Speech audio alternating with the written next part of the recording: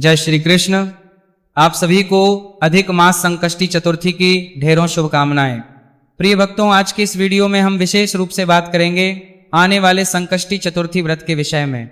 ये व्रत बड़ा महत्वपूर्ण है। इसका कारण क्या है? ये अधिक मास की संकष्टी चतुर्थी है। जिस प्रकार से इस अधिक मास की अन्य तिथियों का महत्व अधिक है, वैसे ही इस संकष्टी चतुर्थी का भी महत्व अत्यधिक है। इस दिन भगवान गणेश जी का पूजन परम कल्याणकारी है। इस दिन दान की बड़ी महिमा है। ये दिन सभी संकटों से मुक्त होने के लिए है। संकष्टी चतुर्थी का जो कोई मनुष्य व्रत करता है, इस दिन जो भगवान गणेश की पूजा अर्चना करता है, भगवान गणेश की कृपा से उसके सभी संकट कट जाते हैं। ये व्रत सभी मनोकामनाओं को पूर्ण करने वाला है। और फिर जब ये अधिक मास में आए तो इसका महत्व और अधिक बढ़ जाता है, क्योंकि ये 3 वर्ष में आने वाली एक चतुर्थी है। पुराण बताते हैं कि जो मनुष्य इस चतुर्थी को भगवान गणेश जी का पूजन करते हैं, मोदक अर्पित करते हैं, दूर्वा अर्पित करते हैं, उनके सभी गणेश जी महाराज हर लेते हैं। तो आपके जीवन में किसी भी प्रकार का कोई संकट है, आर्थिक परेशानी, मानसिक परेशानी, किसी और प्रकार की परेशानी, तो इसके लिए भगवान गणेश की शरण में जाइए। भगवान गणेश आपके सारे संकटों का हरण करेंगे। इस वीडियो में मैं आपको बताऊंगा कि कैसे आपको इस दिन भगवान गणेश का पूजन करना है, कैसे ये व्रत करना है, क्या क्या कार्य है जो इस संकष्टी चतुर्थी पर आपको करने चाहिए और किस प्रकार से आप इसका पूरा लाभ ले सकते हैं। साथ ही बताऊंगा आपको कि ये चतुर्थी का व्रत करना कब है, क्योंकि इसकी डेट को लेके बड़ा कंफ्यूजन है कि व्रत 3 को करना है या 4 जून को करना है, चंद्र उदय का समय क्या रहेगा, ये संपूर्ण जानकारी मैं आपको प्रदान करूंगा। जानकारी आरंभ करते हैं। आपसे निवेदन है कि वीडियो यदि थोड़ा सा भी उपयोगी लगे तो एक बार लाइक अवश्य कीजिएगा। चैनल पर नए हैं तो सब्सक्राइब कीजिएगा। कमेंट बॉक्स में अवश्य लिखिएगा ओम गंग गणपतये नमः। प्रिय भक्तों, गणेश चतुर्थी के विषय में जैसा कि मैंने आपको बताया कि ये सभी संकटों का नाश करने वाली है, इसीलिए आपको इस चतुर्थी पर प्रत्येक मनुष्य को भगवान गणेश का पूजन तो करना ही करना चाहिए। और अगर व्रत कर पाए उससे उत्तम कुछ है नहीं, क्योंकि हर एक मनुष्य के जीवन में कुछ ना कुछ संकट तो हैं, और उन संकटों को काटने वाले गणेश जी महाराज हैं प्रथम पूज्य गणेश जी महाराज। ये तो चतुर्थी प्रतिमाह आती है और प्रत्येक पक्ष में आती है, महीने में 2 चतुर्थी आती है। पर इस चतुर्थी का महत्व इसलिए है क्योंकि ये मास की चतुर्थी है। जैसे पुरुषोत्तम मास के प्रत्येक दिन पर किया जाने वाला व्रत, पाठ, पूजा, जप, तप करोड़ों गुना अधिक पुण्य देता है, उसी प्रकार से ये तिथि भी करोड़ों गुना अधिक पुण्य देने वाली है। अब प्रश्न उठता है, पंडित जी क्या हम नया व्रत उठा सकते हैं क्या?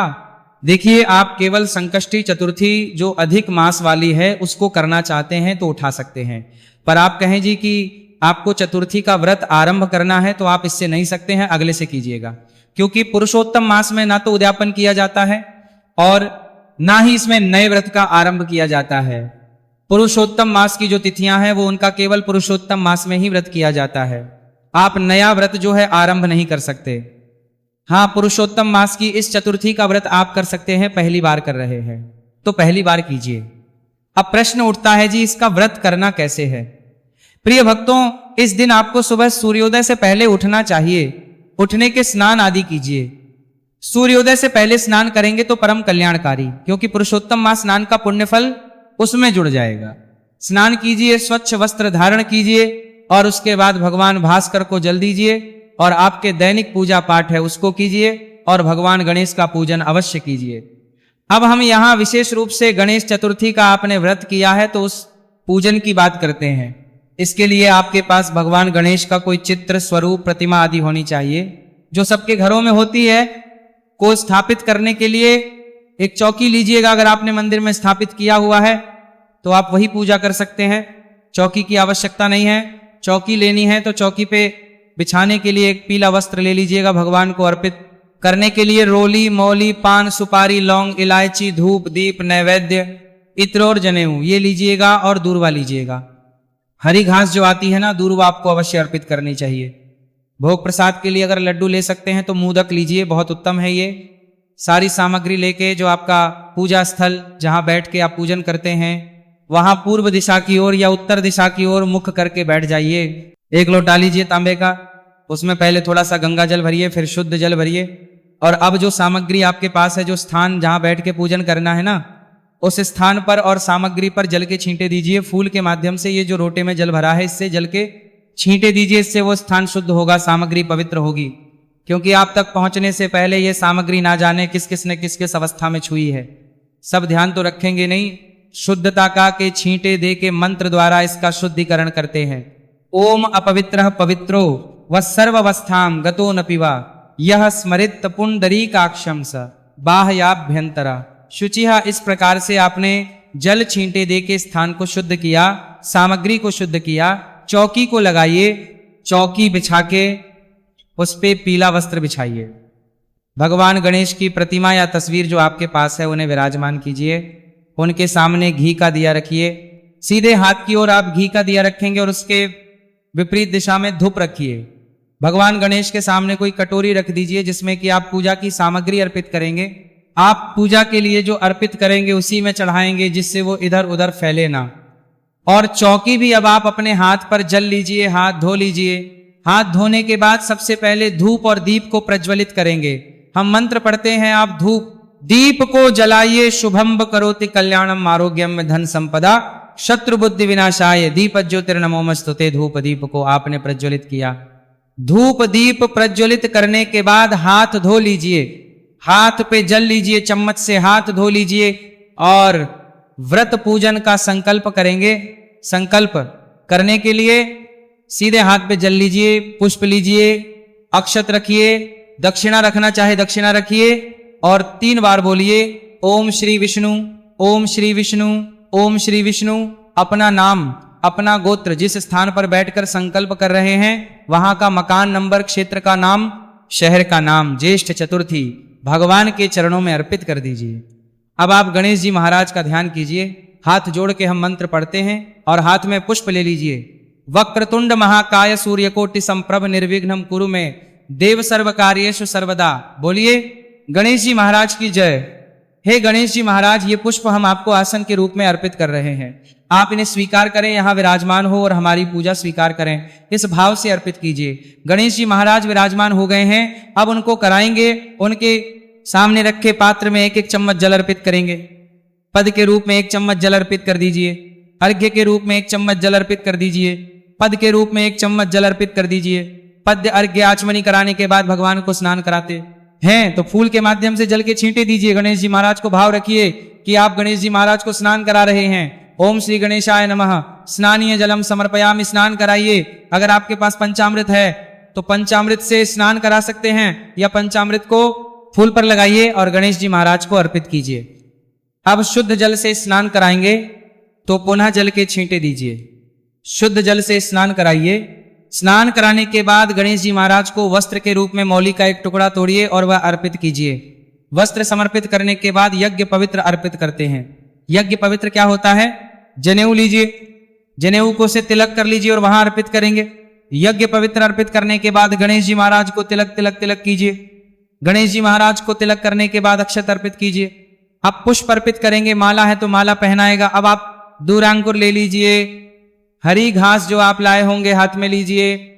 ओम श्री गणेशाय नमः। दूर्वांकुरान समर्पयामि। दूर्वा समर्पित कीजिए। धूप दीप दिखाएंगे।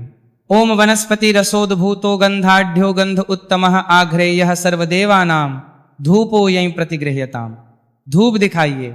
ओम साज्यं चवर्ति संयुक्तं वहनिना योजितं मया दीपं गृहाण देवेश त्रैलोक्यतिमिरापहं। दीप दिखाइए और नैवेद्यम गृहता देव भक्ति में हचला कुरु ईप्सितम में वरन देहि परत्र च परागतिम। नैवेद्य, नैवेद्य के रूप में आपके पास लड्डू है या कोई फल मिठाई है वो अर्पित करेंगे। नहीं तो मिश्री अर्पित कर सकते हैं, बताशा अर्पित कर सकते हैं। जो आपके पास है वो अर्पित कीजिए। अगर संभव है तो 1 पान का पत्ता लीजिए, उस पे 2 लौंग, 2 इलायची, 1 सुपारी रखिए और वह गणेश जी महाराज को अर्पित कीजिए। हिरण्य गर्भ गर्भस्थं हेमा बीजम विभावसोह अनंत पुण्य फलदा अतः शांतिम प्रयच्छ मे श्री गणेशाय नमः।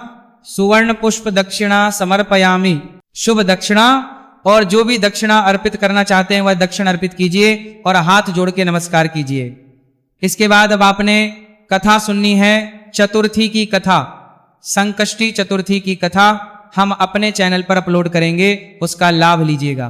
कथा सुनिए, आरती कीजिए। अब एक विशेष कार्य बताता हूं, गुड़ मिश्रित जल से अगर आप इस दिन गणेश जी महाराज को स्नान करा पाएं तो परम कल्याणकारी है, ये श्रेष्ठ पुण्य देने वाला है। गणेश जी महाराज को किसी पात्र में विराजमान कीजिएगा और गुड़ घोल लीजिएगा जल में, और उससे गणेश अथर्व स्तोत्र चला के उसके द्वारा यदि आप गणेश जी को स्नान कराएं या ओम गण गणपतये नमः, ओम गण गणपतये नमः ये मंत्र बोलते हुए ये स्नान कल्याणकारी कराएंगे तो इसका पुण्य खूब कहा गया है। इस प्रकार से पूजन करें, कथा करें, आरती करें, और आरती करने के बाद भगवान को भोग लगाने के बाद हाथ में पुष्प ले लीजिए। मंत्र पुष्पांजलि करवाते हैं हम। जो आवश्यक प्रक्रिया होती है पूजा के अंत में, निवेदन कीजिए भगवान से कि हे प्रभु, ना हम आपका आवाहन जानते हैं, ना पूजन जानते हैं, ना विसर्जन जानते हैं, हम तो अज्ञानी जी जैसी बन पड़ी है वैसी सेवा आपके श्री चरणों की है। भगवान इसमें जाने अनजाने में हमसे कोई गलती, कोई त्रुटि, कोई भूल हो गई हो तो उसे क्षमा कीजिएगा। आप दया सिंधु हैं और हम आपके नादान बालक हैं। प्रभु जैसी समझ है उसके अनुसार हमने यह पूजन किया है। इसमें जाने अनजाने की गलतियों को क्षमा करते हुए दया का आशीर्वाद प्रदान कीजिए। आपको अर्पित करने के लिए हमारे पास कुछ नहीं है, तन मन धन सब आप ही का है। हमारे पास केवल क्या है, मालती, मलका, दाती, ये पत्र पुष्प की भेंट है। भगवान इसे स्वीकार करें और वह पुष्प भगवान के चरणों में अर्पित कर दीजिए। उसके बाद हाथ जोड़कर नमस्कार कीजिए। पुरुष दंडवत प्रणाम कर सकते हैं, खड़े खड़े परिक्रमा कर लीजिए। यानी इस प्रकार से आपने पूजन पूर्ण किया है। अब नियमानुसार दिन को व्यतीत कीजिए। सायंकाल को चंद्रमा को अर्घ्य देंगे। चंद्रमा को अर्घ्य के बाद ही यह व्रत खोला जाता है। चंद्रमा को अर्घ्य कैसे देंगे, लोटे में जल लीजिएगा, उसमें दूध मिला लीजिएगा, थोड़े से अक्षत उसमें डालिएगा। सुबह के समय जो कथा सुन रहे हैं उस समय हाथ में अक्षत लेके कथा सुन सकते हैं, तो वो जो अक्षत हैं वो उस लोटे में डाल दिए जाते हैं जिससे हम अर्घ्य देते हैं। अगर पुष्प हो तो पुष्प डाल लीजिएगा। ओम श्रां श्री श्रौ सः चंद्रमसे नमः, ओम श्रां श्री श्रौ सः चंद्रमसे नमः यह बोलते हुए चंद्रमा को अर्घ्य दीजिए। अर्घ्य दे के तिलक पुष्प हैं तो अर्पित कर दीजिए, भोग प्रसाद अर्पित कर दीजिए, परिक्रमा कीजिए, हाथ जोड़ के नमस्कार कीजिए, प्रार्थना कीजिए चंद्रदेव से कि आप पर कृपा करें। और इस प्रकार से अर्घ्य देने के बाद फिर आप इस रात्रि को व्रत खोल सकते हैं। इसमें अन्न खा लिया जाता है और कुछ प्रांतों में इसे फल आहारी किया जाता है। जैसे ही आपके यहाँ मान्यता है उसके अनुसार आप कर सकते हैं, पर चंद्र अर्घ्य देने से पहले व्रत नहीं खोला जाता है। इस प्रकार से ये आप व्रत करेंगे। अब प्रश्न उठता है कि व्रत करना कब है। प्रिय भक्तों, चतुर्थी तिथि की शुरुआत हो रही है 3 तारीख को रात्रि को 9:21 पर और 4 तारीख की रात्रि को 11:30 पर यह समाप्त होगी।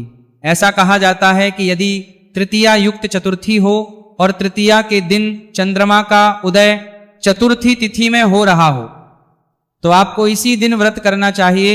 इस दिन चंद्रोदय जो है 10:10 से और 10:40 के बीच में होगा। भिन्न भिन्न प्रांतों में अलग अलग समय होता है। 10:10 से और 10:40 के बीच में लगभग सभी जगह चंद्रोदय होगा। आप उसके अनुसार अर्घ्य देके और अपने व्रत को पूर्ण कीजिएगा। 3 तारीख को जो है ये व्रत किया जाएगा। 3 जून को चतुर्थी का व्रत होगा। इससे संबंधित कुछ और जानकारी पाना चाहे तो कमेंट बॉक्स में लिख के पूछ सकते हैं। और प्रतिदिन सुनना ना भूलिएगा हमारे चैनल पर पुरुषोत्तम मास महात्म्य है, क्योंकि हम वो सुनाते हैं जो पुराणों में वर्णित है, तो उसका पूर्ण लाभ लीजिए, प्रभु कृपा प्राप्त कीजिए। भगवान गणेश जी आप सभी का कल्याण करें। हरे कृष्णा।